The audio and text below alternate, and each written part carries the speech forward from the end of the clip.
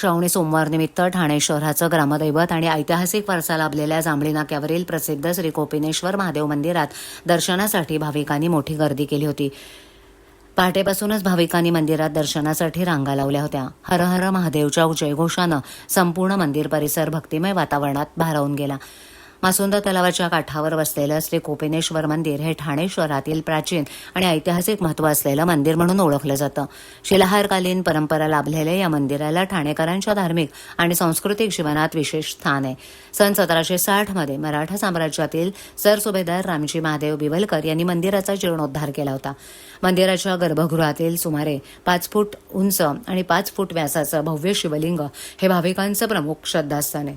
श्रावणी सोमवार निमित्त शिवभक्तांनी मोठ्या संख्येनं मंदिरात दाखल होत बेलपत्र, फुलं आणि दुग्धाभिषेक अर्पण करून महादेवाचं दर्शन घेतलं. श्रावणी सोमवारच्या पार्श्वभूमीवर मंदिराची आकर्षक फुलांनी सजावट करण्यात आली होती. दरम्यान शिवसेना उद्धव बाळासाहेब ठाकरे पक्षाचे नेते तथा माजी खासदार राजन विचारे यांनी सबतनेक श्री कोपिनेश्वर मंदिरात जाऊन पूजा अर्चा केली आणि कोपिनेश्वर महादेवाचं दर्शन घेतलं. यावेळेला त्यांनी ठाणेकर नागरिकांच्या सुख समृद्धीसाठी आणि उत्तम आरोग्यासाठी प्रार्थना केली. ठाणेकरांना निरोगी आणि सुदृढ आयुष्य लाभावं तसंच ठाणे शहराचा सर्वांगीण विकास व्हावा अशी प्रार्थना त्यांनी केली. श्रावण महिन्यातील प्रत्येक सोमवारला कोपिनेश्वर मंदिरात भाविकांची मोठी गर्दी होते. यंदाही भाविकांनी मोठ्या श्रद्धेनं मंदिरात उपस्थित राहून महादेवाचं दर्शन घेतलं. धार्मिक विधी आणि महाआरतीमुळे संपूर्ण परिसर भक्तिमय वातावरणात न्हाऊन गेला होता.